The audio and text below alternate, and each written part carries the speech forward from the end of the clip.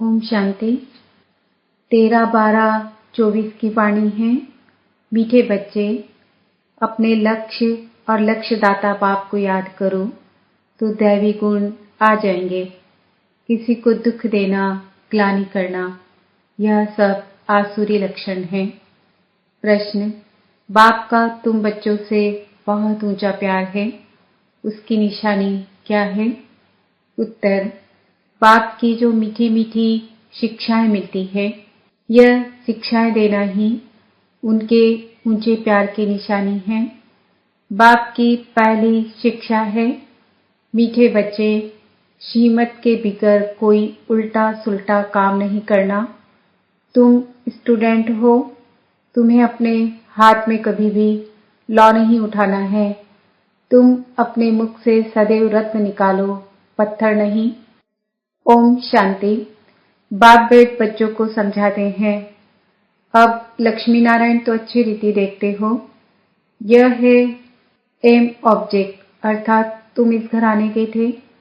कितना रात दिन का फर्क है, इसलिए घड़ी घड़ी इनको देखना है। हमको ऐसा बनना है। इन्हों की महिमा तो अच्छी रीति जानते हो। यह पॉकेट में रखने से ही खुशी रहेगी। अंदर में दुविधा जो रहती है, वह नहीं रहनी चाहिए। इसको देह अभिमान कहा जाता है। देही अभिमानी हो, इन लक्ष्मी नारायण को देखेंगे तो समझेंगे हम ऐसे बन रहे हैं, तो जरूर इनको देखना पड़े। बात समझाते हैं, तुमको ऐसा बनना है। मध्याजी भव, इनको देखो, याद करो। दृष्टांत बताते हैं ना, उसने सोचा मैं भैंस हूं, तो वह अपने को भैंस ही समझने लगा। तुम जानते हो, यह हमारा एम ऑब्जेक्ट है, यह बनने का है। कैसे बनेंगे? बाप की याद से। हर एक अपने से पूछे, बरोबर हम इनको देख बाप को याद कर रहे हैं। यह तो समझते हो कि बाबा हमको देवता बना रहे हैं। जितना हो सके याद करना चाहिए। यह तो बाप कहते हैं कि निरंतर याद रह नहीं सकती, परंतु पुरुषार्थ करना है। भल गृहस्थ व्यवहार का कार्य करते हुए लक्ष्मी नारायण को याद करेंगे तो बाप जरूर याद आएगा। बाप को याद करेंगे तो यह जरूर याद पड़ेगा। हमको ऐसा बनना है। यही सारा दिन धुन लगी रहे तो फिर एक दो की ग्लानि कभी नहीं करेंगे। यह ऐसा है, फलाना ऐसा है। जो इन बातों में लग जाते हैं, वह ऊंच पद पा नहीं सकेंगे, ऐसे ही रह जाते हैं। कितना सहज करके समझाया जाता है। इनको याद करो, बाप को याद करो तो तुम यह बन ही जाएंगे। यहाँ तो तुम सामने बैठे हो, सभी के घर में यह लक्ष्मी नारायण का चित्र जरूर होना चाहिए। कितना एक्यूरेट चित्र है। इनको याद करेंगे तो बाबा याद आएगा। सारा दिन और बातों के बदले यही सुनाते रहो, फलाना ऐसा है, यह है। किसकी निंदा करना, इसको दुविधा कहा जाता है। तुम्हें अपनी देवी बुद्धि बनाना है। किसी को दुख देना, ग्लानि करना, चंचलता करना, यह स्वभाव नहीं होना चाहिए। इसमें तो आधा कल्प रहे हो। अभी तुम बच्चों को कितनी मीठी शिक्षा मिलती है। इनसे ऊंच प्यार दूसरा कोई होता नहीं। कोई भी उल्टा सुल्टा काम श्रीमत बिगड़ नहीं करना चाहिए। बाप ध्यान के लिए भी डायरेक्शन देते हैं, सिर्फ भोग लगा कर आओ। बाबा यह तो कहते नहीं कि वैकुंठ में जाओ, रास विलास आदि करो। दूसरी जगह गए तो समझो माया की प्रवेशता हुई। माया का नंबर 1 कर्तव्य है पतित बनाना। बेकायदे चलन से नुकसान बहुत होता है। हो सकता है फिर कड़ी सजाएं भी खानी पड़े। अगर अपने को संभालेंगे नहीं तो बाप के साथ साथ धर्मराज भी है, उनके पास बेहद का हिसाब किताब रहता है। रावण की जेल में कितने वर्ष सजाएं खाई है। इस दुनिया में कितना अपार दुख है। अभी बाप कहते हैं, और सब बातें भूल एक बाप को याद करो और सभी दुविधा अंदर से निकाल दो। विकार में कौन ले जाते हैं? माया के भूत। तुम्हारा एम ऑब्जेक्ट है ही यह। राजयोग है ना? बाप को याद करने से यह वर्षा मिलेगा, तो इस धंधे में लग जाना चाहिए। किचड़ा सारा अंदर से निकाल देना चाहिए। माया की पराकाष्ठा भी बहुत कड़ी है, परंतु उनको उड़ाते रहना है। जितना हो सके याद की यात्रा में रहना है। अभी तो निरंतर याद हो न सके, आखिरी निरंतर तक भी आएंगे तब ही ऊंच पद पाएंगे। अगर अंदर दुविधा, खराब ख्यालात होंगे तो ऊंच पद मिल नहीं सकता। माया के वश होकर ही हार खाते हैं। बाप समझाते हैं, बच्चे गंदे काम से हार मत खाओ। निंदा आदि करते तो तुम्हारी बहुत बुरी गति हो गई है। अभी सदगति होती है तो बुरे कर्म मत करो। बाबा देखते हैं माया ने गले तक हप कर लिया है, पता भी नहीं पड़ता है। खुद समझते हैं हम बहुत अच्छा चल रहे हैं, परंतु नहीं। बाप समझाते हैं मनसा वाचा कर्मणा, मुख से रत्न ही निकलने चाहिए। गंदी बातें करना पत्थर है। अभी तुम पत्थर से पारस बनते हो, तो मुख से कभी पत्थर नहीं निकलने चाहिए। बाबा को तो समझाना पड़ता है। बाप का हक है बच्चों को समझाना। ऐसे तो नहीं भाई भाई को सावधानी देंगे। टीचर का काम है शिक्षा देना। वह कुछ भी कह सकते हैं। स्टूडेंट को हाथ में लौ नहीं उठाना है। तुम स्टूडेंट हो ना, बाप समझा सकते हैं। बाकी बच्चों को तो बाप का डायरेक्शन है। एक बाप को याद करो, तुम्हारी तकदीर अभी खुली है। श्रीमत पर न चलने से तुम्हारी तकदीर बिगड़ पड़ेगी, फिर बहुत पछताना पड़ेगा। बाप की श्रीमत पर न चलने से एक तो सजाएं खानी पड़े, दूसरा पद भी भ्रष्ट। जन्म जन्मांतर कल्प कल्पांतर की बाजी है। बाप आकर पढ़ाते हैं तो बुद्धि में रहना चाहिए। बाबा हमारा टीचर है, जिनसे ये नई नॉलेज मिलती है कि अपने को आत्मा समझो। आत्माएं और परमात्मा का मेला कहा जाता है ना, 5000 वर्ष बाद मिलेंगे। इसमें जितना वर्षा लेना चाहो ले सकते हो, नहीं तो बहुत बहुत पछताएंगे, रोएंगे। सब साक्षात्कार हो जाएगा। स्कूल में बच्चे ट्रांसफर होते हैं तो पिछाड़ी में बैठने वालों को सभी देखते हैं। यहाँ भी ट्रांसफर होते हैं। तुम जानते हो, यहाँ शरीर छोड़कर फिर जाए। सतयुग में प्रिंस के कॉलेज में भाषा सीखेंगे। वहाँ की भाषा तो सभी को पढ़नी पड़ती है, मदर लैंग्वेज। बहुतों को पूरा ज्ञान नहीं है, फिर पढ़ते भी नहीं हैं रेगुलर। 1-2 बार मिस किया तो आदत पड़ जाती है मिस करने की। संग है माया के मुरीदों का। शिव बाबा के मुरीद थोड़े हैं, बाकी सब है माया के मुरीद। तुम शिव बाबा के मुरीद बनते हो तो माया सहन नहीं कर सकती है, इसलिए संभाल बहुत करनी चाहिए। छी गंदे मनुष्यों से बड़ी संभाल रखनी है। हंस और बगुले है ना, बाबा ने रात को भी शिक्षा दी है। सारा दिन कोई न कोई की निंदा करना, पर चिंतन करना, इनको कोई दैवी गुण नहीं कहा जाता है। देवताएं ऐसा काम नहीं करते हैं। बाप कहते हैं बाप और वर्षे को याद करो, फिर भी निंदा करते रहते हैं। निंदा तो जन्म जन्मांतर करते आए हो। दुविधा अंदर रहती ही है।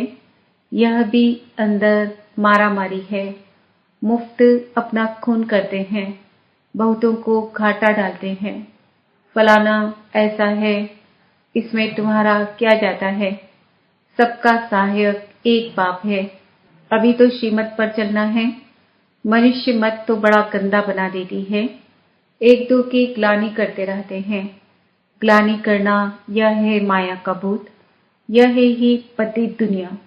तुम समझते हो कि हम अभी पतित से पावन बन रहे हैं, तो ये बड़ी खराबियां हैं। समझाया जाता है आज से अपना कान पकड़ना चाहिए, कभी ऐसा कर नहीं करेंगे। कुछ भी अगर देखते हो तो बाबा को रिपोर्ट करनी चाहिए। तुम्हारा क्या जाता है? तुम एक दो की ग्लानि क्यों करते हो? बाप सुनता तो सब कुछ है ना? बाप ने कानों और आंखों का लोन लिया है ना? बाप भी देखते हैं तो यह दादा भी देखते हैं। चलन वातावरण तो कोई कोई का बिल्कुल ही बेकायदे चलता है। जिनका बाप नहीं होता है उनको छोरा कहा जाता है। वह अपने बाप को भी नहीं जानते, याद भी नहीं करते हैं, सुधरने बदले और ही बिगड़ते हैं। इसलिए अपना ही पद गवाते हैं। श्रीमत पर नहीं चलते तो छोरे हैं, माँ बाप की श्रीमत पर नहीं चलते हैं। त्वमेव माता पिता त्वमेव, बंधु आदि भी बनते हैं, परंतु ग्रेट ग्रेट ग्रैंडफादर ही नहीं तो मदर फिर कहाँ से होगी? इतनी भी बुद्धि नहीं। माया बुद्धि एकदम फेर देती है। बेहद के बाप की आज्ञा नहीं मानते हैं तो दंड पड़ जाता है, जरा भी सदगति नहीं होती है। बाप देखते हैं तो कहेंगे ना, इनकी क्या बुरी गति होगी? यह तो टांगर अख के फूल है, जिसको कोई पसंद नहीं करता है तो सुधरना चाहिए ना, नहीं तो पथ भ्रष्ट हो जाएंगे, जन्म जन्मांतर के लिए घाटा पड़ जाएगा। परंतु देह अभिमानियों की बुद्धि में बैठता ही नहीं। आत्म अभिमानी ही बाप से लव कर सकते हैं।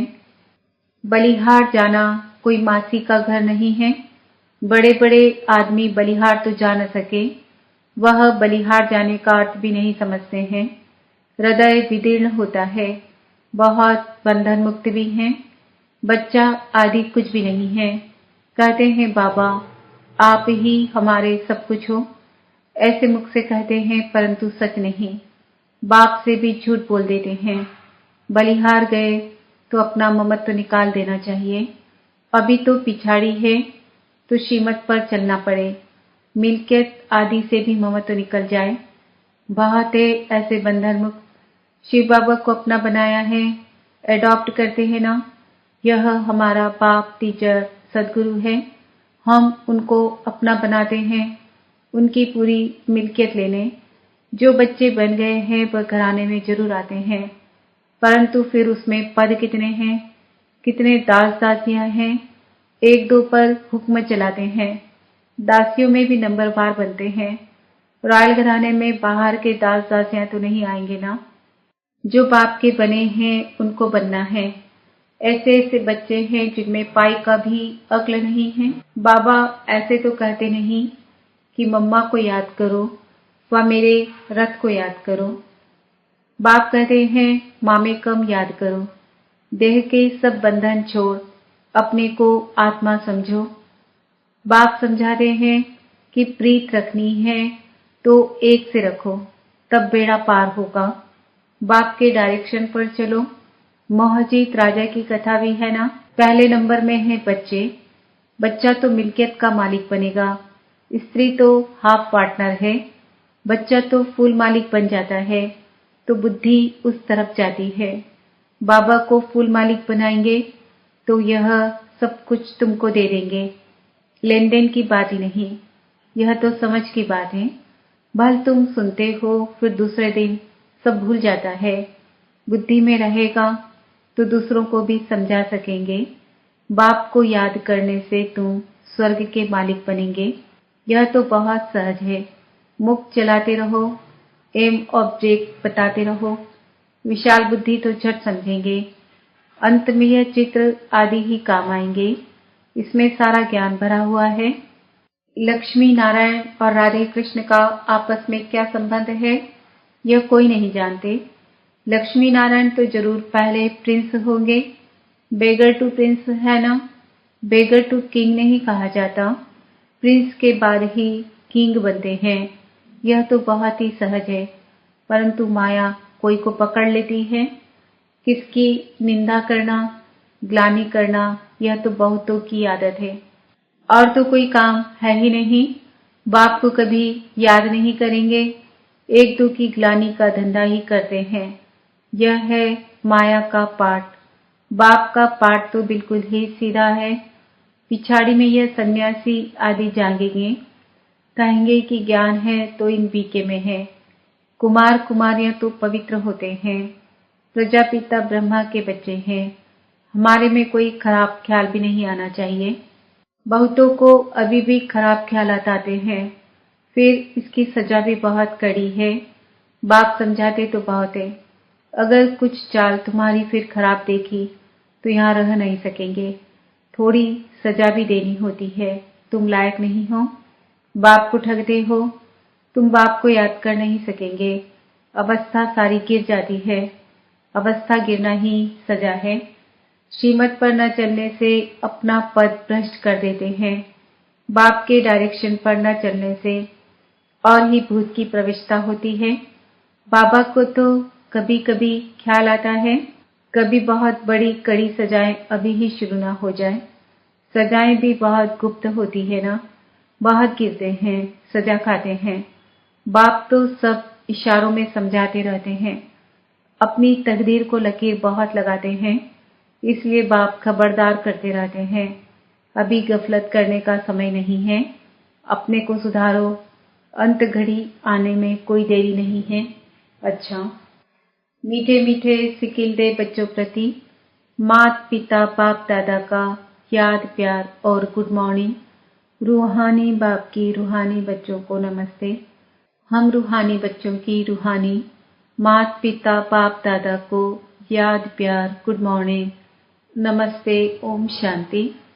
धारणा के लिए मुख्य सार, कोई भी बेकायदे श्रीमत के विरुद्ध चलन नहीं चलनी है। स्वयं को स्वयं ही सुधारना है। छी गंदे मनुष्यों से अपनी संभाल करनी है। बंधन मुक्त है तो पूरा पूरा बलिहार जाना है। अपना ममत्व निकाल देना है। कभी भी किसी की निंदा व पर चिंतन नहीं करना है। गंदे खराब ख्यालातों से स्वयं को मुक्त रखना है।